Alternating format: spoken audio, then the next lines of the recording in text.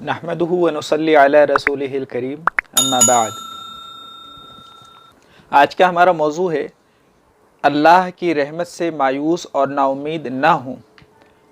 देखिए, जब अल्लाह ताला की रहमत से नाउम्मीद हो जाता है इंसान, तो फिर बहुत सारे गुनाहों में भी वो पड़ जाता है, और ये ख़ुद मुस्तकिल गुनाह है। हकीकत में तो मोमिन कभी भी अल्लाह ताला की रहमत से नाउम्मीद और मायूस नहीं होता, वो हमेशा पुरुम्मीद ही रहता है।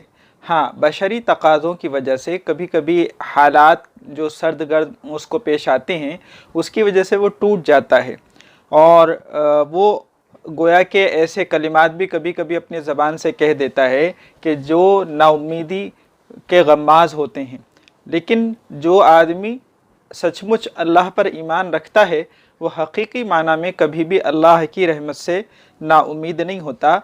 बाज़ दफ़ा उसके सैडनेस को, उसकी मायूसी को, यानी वो जो एक दर्द में या कर्ब में मुब्तला होता है, उसी को लोग समझते हैं कि ये अल्लाह की रहमत से नाउम्मीद और मायूस हो गया। ऐसा नहीं होता। इस बात की तहक़ीक़ के लिए और इसकी तफ्तीश के लिए मुहक्किक मुरब्बी का होना ज़रूरी है। वो बता सकता है कि इन हालात में आदमी नाउम्मीद और मायूस है या पुरुम्मीद है। और जब किसी इंसान को इस तरह की यानी मसाइल पेश आएँ, जब वो गोया के टूट रहा हो, तो उसे अल्लाह ताला की ज़ात से ताल्लुक़ कायम रखना चाहिए, उसकी नेमतों का इस्तेहज़ार करना चाहिए और उसकी दी हुई नेमतों पर शुक्र अदा करना चाहिए। तो इंशाअल्लाह उसकी इन आमाल की वजह से और इन नेकियों की वजह से उसके जो ईमान में है इजाफ़ा होगा, और उसकी उम्मीद भी अल्लाह पर कवी होगी। अल्लाह ताला ने कुरान करीम में सूरह इब्राहिम की आयत नंबर 7 में इरशाद फरमाया, लइन शकरतुम लअज़ीदन्नकुम व लइन कफ़रतुम इन्न अज़ाबी लशदीद। अगर तुमने वाकई शुक्र अदा किया तो मैं तुम्हें और ज़्यादा दूंगा, और अगर तुमने नाशुक्री की तो यकीन जानो मेरा अज़ाब सख्त है। तो इसलिए इंसान को ऐसे वक्त में अल्लाह की दी हुई नेमतों का शुक्र अदा करना चाहिए, अल्लाह की ज़ात का इस्तेहज़ार करना चाहिए। और जो दूसरे लोग उसके आसपास रहने वाले हैं, उसके दोस्त अहबाब हैं, तो उन्हें भी उसको उम्मीद दिलानी चाहिए। उम्मीद दिलाने वाले कलिमात उसके सामने कहने चाहिए, जो हो सके उसका ताउन करना चाहिए, उसकी मदद करनी चाहिए। इसलिए कि नाउम्मीदी या मायूसी जो है वो कभी कभी ला इल्मी की वजह से होती है, कि इंसान को अल्लाह की ज़ात का सही इल्म नहीं होता, उसकी कुदरत कामिला पर वो गोया पूरा यकीन नहीं रखता। कभी जहालत की वजह से होती है, और कभी मसाइब पर, जो मुसीबतें उस पर आती हैं, तो उन पर बेसब्री की वजह से होती है।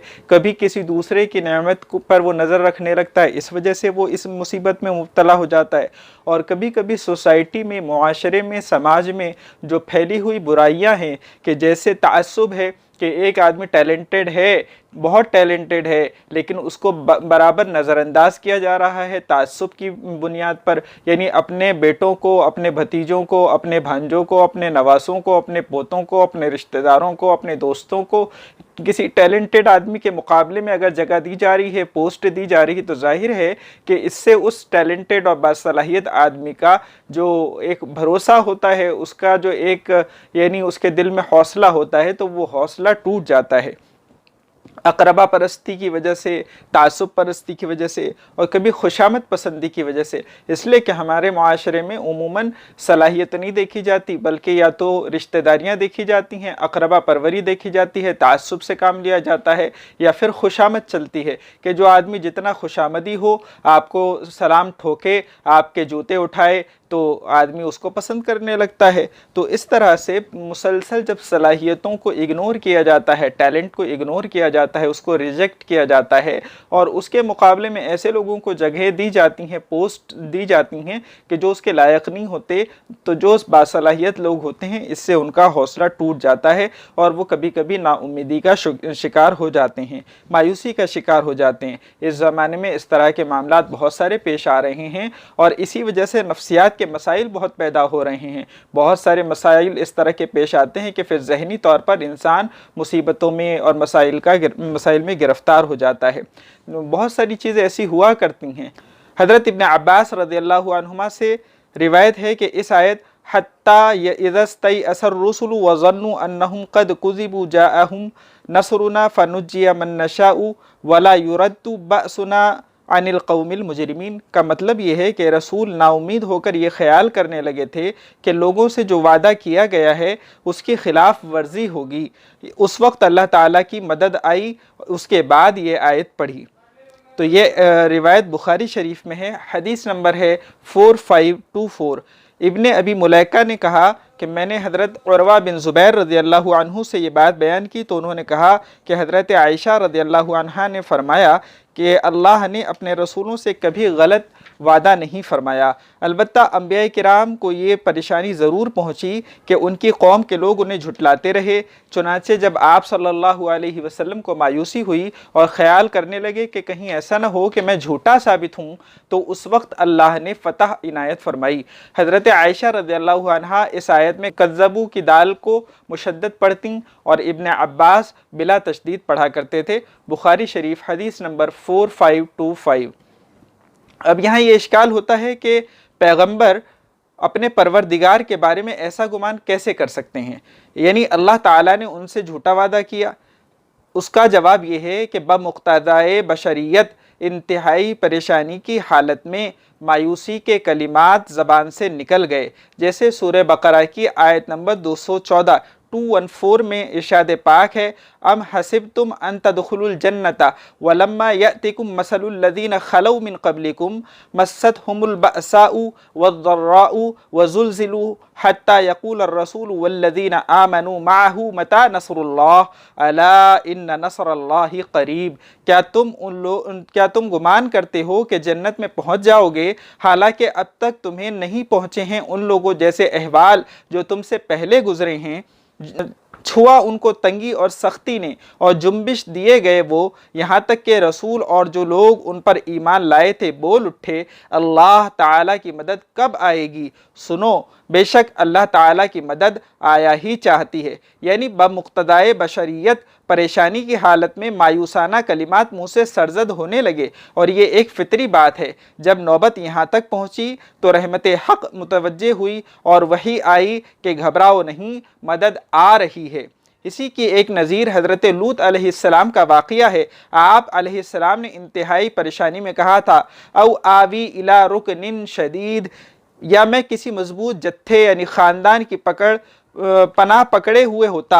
सूरह हूद आयत नंबर 80। हालांकि आपको मजबूत जत्थे की यानी अल्लाह ताला की पनाह हासिल थी, मगर इंतहाई परेशानी में उधर ख्याल न गया।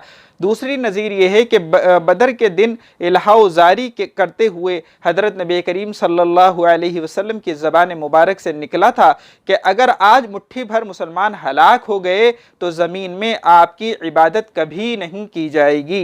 ये इरशाद भी आखिरी दर्जे की परेशानी की गम्माज़ी करता है। चुनाचे फ़ौरन वही आई, आपको तसल्ली दी गई कि हम फरिश्तों की कुमक भेज रहे हैं, और आप पुरुम्मीद होकर ये फरमाते हुए बाहर तशरीफ़ लाए कि अनकरीब जत्था शिकस्त खाएगा और दुम दबाकर भागेगा। तुहफ़तुल क़ारी जिल्द नंबर 9 सफ़ा नंबर 113। ये नाउम्मीदी जो है, हकीकी नाउम्मीदी जो है, ये अकबरुल कबाइर है, यानी बड़े गुनाहों में से भी बड़ा गुनाह है। हज़रत इब्न अब्बास रज़ियल्लाहु अन्हुमा से रिवायत है, एक शख्स ने अर्ज़ किया, अल्लाह के रसूल, कबीरा गुनाह कौन से हैं? आप सल्लल्लाहु अलैहि वसल्लम ने इरशाद फरमाया, अल्लाह ताला के साथ शिर्क करना, उसकी मेहरबानी से मायूस हो जाना और उसकी रहमत से नाउम्मीद होना, ये बड़े गुनाह हैं। मजमाउज़ ज़वाइद हदीस नंबर 391। और हज़रत अली रज़ियल्लाहु अन्हु से अकबरुल कबाइर यानी बड़े गुनाहों में से भी जो बड़े गुनाह हैं उनके मुतालिक सवाल किया गया, तो आप रज़ियल्लाहु अन्हु ने फरमाया कि अल्लाह के मकर यानी अजाब से बेखौफ हो जाना, और रौहुल्लाह यानी अल्लाह की मेहरबानी से मायूस हो जाना, और अल्लाह की रहमत से नाउम्मीद हो जाना सबसे बड़े गुनाह हैं। कंजुल उम्माल हदीस नंबर 4325। हज़रत अब्दुल्ला बिन मसऊद रज़ियल्लाहु अन्हु से रिवायत है, बड़े गुनाह अल्लाह के साथ शिर्क करना, अल्लाह के मकर यानी अजाब से बेखौफ हो जाना और उसकी रहमत से नाउम्मीद हो जाना है। एक रिवायत में बड़े गुनाहों में सबसे बड़े गुनाह आया है। मजमाउज़ ज़वाइद हदीस नंबर 392।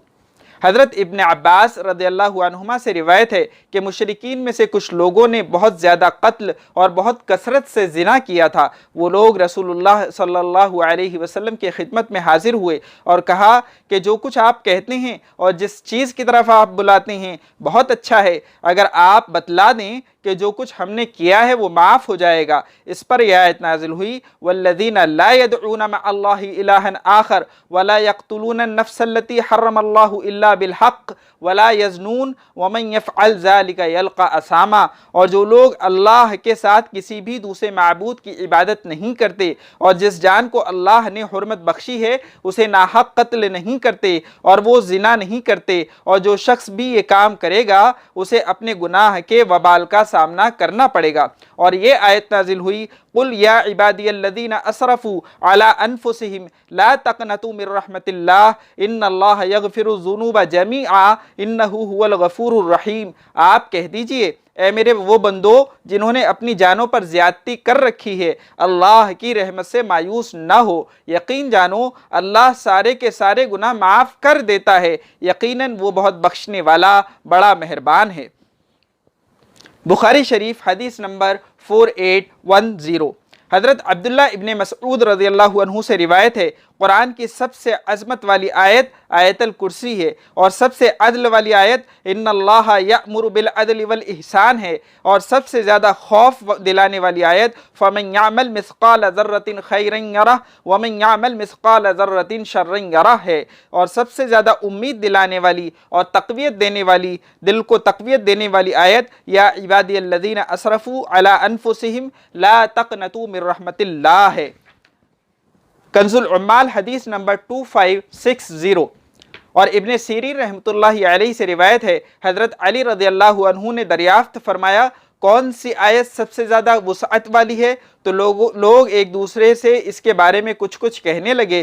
کسی نے کہا وَمَن يَعْمَلْ سُوءًا أَوْ يَظْلِمْ نَفْسَهُ، جس نے برا عمل کیا یا اپنی جان پر ظلم کیا پھر اللہ سے بخشش مانگی تو وہ اللہ کو مغفرت کرنے والا پائے گا۔ الغرض اس طرح کی آیات لوگ بتانے لگے۔ حضرت علی رضی اللہ عنہ نے ارشاد فرمایا قرآن میں سب سے زیادہ وسعت والی آیت کوئی نہیں، یا عبادی الذین اسرفوا علی انفسہم لا تقنطوا، اس کے علاوہ یعنی اے میرے بندو جنہوں نے اپنی جان پر ظلم کیا ہے اللہ کی رحمت سے نا امید مت ہو جاؤ۔ کنز العمال حدیث نمبر 4581۔ اور حضرت اسماء بنت یزید رضی اللہ عنہا فرماتی ہیں کہ میں نے رسول اللہ صلی اللہ علیہ وسلم کو پڑھتے ہوئے سنا قل یا عبادی الذین اسرفوا علی انفسہم لا تقنطوا من رحمت اللہ ان اللہ یغفر الذنوب جمیعا۔ آپ کہہ دیجئے اے میرے وہ بندو جنہوں نے اپنی جانوں پر زیادتی کر رکھی ہے اللہ کی رحمت سے مایوس نہ ہو، یقین جانو اللہ سارے کے سارے گناہ معاف کر دیتا ہے، اللہ کو کوئی پرواہ نہیں۔ ترمذی شریف حدیث نمبر 3237۔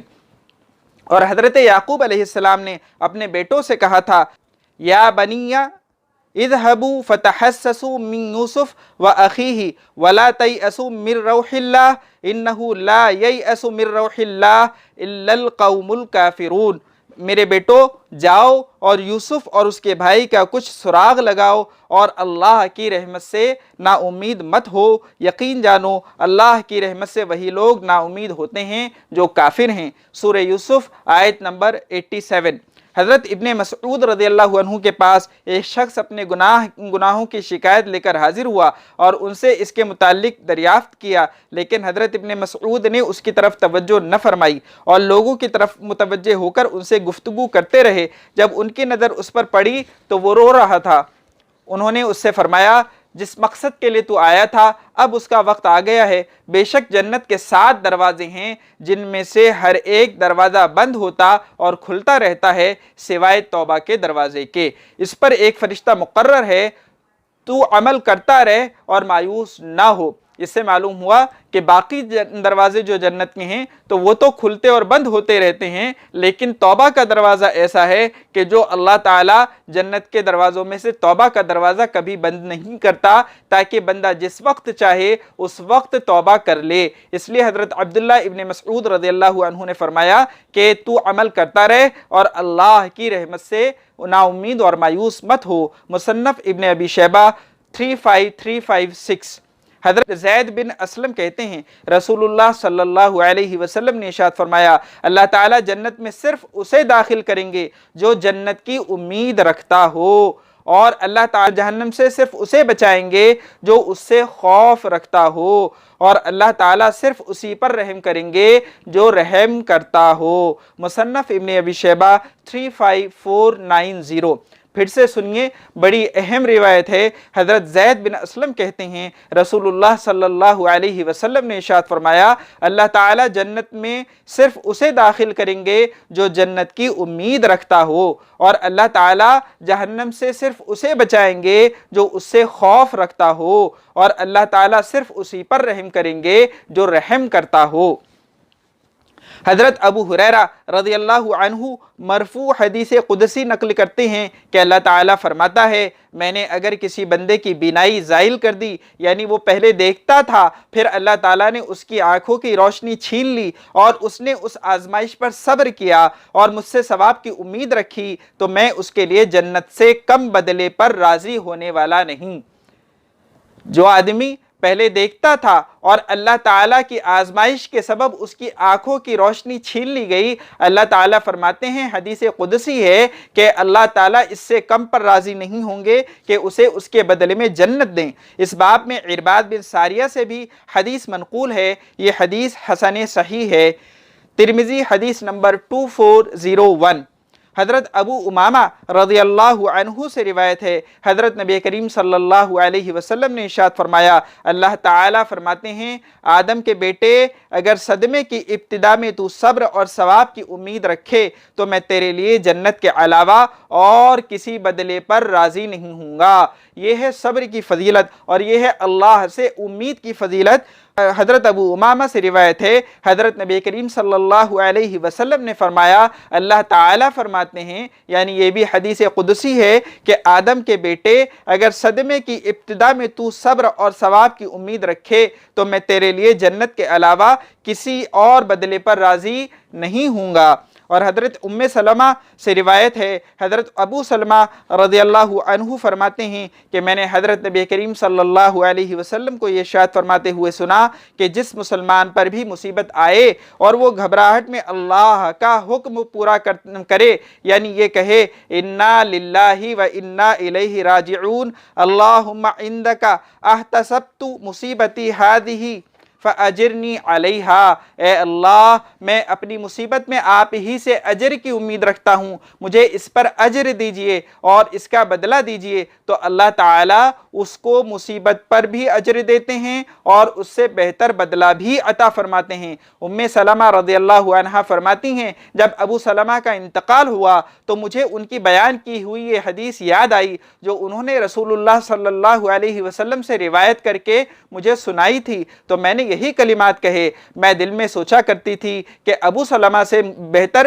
مجھے کیا ملے گا، بالآخر میں نے یہ کلمہ بھی کہہ دیا تو اللہ تعالیٰ نے مجھے ابو سلمہ کے بدلے میں حضرت محمد صلی اللہ علیہ وسلم دیے، یعنی حضرت نبی کریم صلی اللہ علیہ وسلم سے ان کا نکاح ہوا اور مصیبت میں مجھے اجر عطا فرمایا گیا۔ ابن ماجہ حدیث نمبر 1598۔ اس سے بڑی امید جگتی ہے کہ حضرت ام سلمہ رضی اللہ عنہ کہتی ہیں کہ جب ابو سلمہ کا انتقال ہوا تو میں سوچتی تھی اس سے بہتر مجھے کیا ملے گا، اس لیے کہ وہ بہت اچھے شوہر تھے، تو اللہ تعالیٰ نے ان کو ان سے بھی بہتر اور سب سے بہتر شوہر حضرت نبی کریم صلی اللہ علیہ وسلم کی صورت میں عنایت فرمائے۔ اس لیے ہمیں بھی چاہیے کہ ہمارے ساتھ کیسے ہی غموں کا معاملہ ہو، مصیبتوں کا معاملہ ہو، پریشانیوں کا معاملہ ہو، ہمیں اپنی نظر میں کچھ بھی راستہ نظر نہ آ رہا ہو لیکن ہم اللہ پر امید رکھیں، اللہ تعالیٰ سے ثواب کی امید رکھیں، اللہ تعالیٰ سے اچھے اجر کی امید رکھیں اور اللہ تعالیٰ سے بہترین بدلے کی امید رکھیں۔ حضرت عبداللہ بن مسعود رضی اللہ عنہ سے روایت ہے، وہ فاجر شخص جسے اللہ تعالیٰ کی رحمت سے امید ہو، گنہگار ہے لیکن اللہ تعالیٰ کی رحمت سے امید رکھتا ہے، وہ فاجر شخص جسے اللہ تعالیٰ کی رحمت سے امید ہے اور وہ اللہ تعالیٰ کی رحمت کے زیادہ قریب ہے بالمقابل اس شخص کے کہ جو عبادت گزار ہے لیکن اللہ کی رحمت سے نا امید ہے۔ کنز العمال حدیث نمبر 5869۔ عون بن عبداللہ بیان کرتے ہیں کہ حضرت عبداللہ رضی اللہ عنہ نے فرمایا، سب سے بہترین مجلس وہ ہے جس میں حکمت کو پھیلایا جائے اور رحمت کی امید رکھی جائے۔ اور حضرت علی بن ابی طالب رضی اللہ عنہ نے ارشاد فرمایا، حقیقی معنوں میں فقیہ وہ شخص ہے جو لوگوں کو اللہ کی رحمت سے مایوس نہ کرے، انہیں اللہ کی نافرمانی کی رخصت نہ دے اور انہیں اللہ کے آداب سے بے نیاز نہ کرے اور قرآن کو چھوڑ کر کسی دوسری چیز کی طرف متوجہ نہ ہو جائے۔ ایسی عبادت میں کوئی بھلائی نہیں جس میں علم نہ ہو، ایسے علم میں کوئی بھلائی نہیں جس میں فہم نہ ہو، ایسی قرات میں کوئی بھلائی نہیں جس میں غور و فکر نہ ہو۔ دارمی حدیث نمبر 2917۔ حضرت علی بن ابی طالب نے ارشاد فرمایا، پھر سے سنیے، حقیقی معنوں میں فقیہ وہ شخص ہے جو لوگوں کو اللہ کی رحمت سے مایوس نہ کرے، انہیں اللہ کی نافرمانی کی رخصت نہ دے کہ وہ کچھ بھی کرتے پھریں، انہیں اللہ کے آداب سے بے نیاز نہ کرے اور قرآن کو چھوڑ کر کسی دوسری چیز کی طرف متوجہ نہ ہو جائے۔ ایسی عبادت میں کوئی بھلائی نہیں جس میں علم نہ ہو، بغیر علم کے الٹپ آپ کچھ کیے جا رہے ہیں تو ایسی عبادت میں کوئی بھلائی نہیں۔ ایسے علم میں کوئی بھلائی نہیں جس میں فہم نہ ہو، جس میں سمجھ نہ ہو، جس میں فقہ نہ ہو، اور ایسی قرات میں کوئی بھلائی نہیں جس میں غور و فکر نہ ہو، جس میں تدبر نہ کیا جائے اور بس انسان یوں ہی پڑھتا چلا جائے۔ ترمذی شریف حدیث نمبر 983 میں ہے، حضرت انس رضی اللہ عنہ کہتے ہیں، حضرت نبی کریم صلی اللہ علیہ وسلم ایک جوان شخص کے پاس تشریف لے گئے، وہ مرنے کے قریب تھا۔ آپ صلی اللہ علیہ وسلم نے فرمایا، تم اپنے آپ کو کیسا پاتے ہو؟ اس نے کہا، اللہ کے رسول، اللہ کی قسم میں اللہ کی رحمت و مغفرت کا امیدوار ہوں اور اپنے گناہوں کی وجہ سے خوف میں بھی مبتلا ہوں۔ آپ صلی اللہ علیہ وسلم نے فرمایا، اس موقع پر اگر مومن کے دل میں یہ دونوں چیزیں جمع ہو جائیں، یعنی امید اور خوف، اللہ کی رحمت کا امیدوار بھی ہو اور اللہ کی پکڑ سے ڈرتا بھی ہو، تو اللہ تعالیٰ اسے اس کی امید کے مطابق عطا کرتا ہے اور اسے اس چیز سے دور کر دیتا ہے جس سے وہ ڈر رہا ہوتا ہے، یعنی جہنم سے دور کر دیتا ہے، آگ سے دور کر دیتا ہے، اپنی پکڑ سے دور کر دیتا ہے، اپنے عذاب سے دور کر دیتا ہے۔ اور حضرت جابر رضی اللہ عنہ سے روایت ہے کہ ایک شخص رسول اللہ صلی اللہ علیہ وسلم کی خدمت میں حاضر ہو کر کہنے لگا، واہ ذنوبا، واہ ذنوبا۔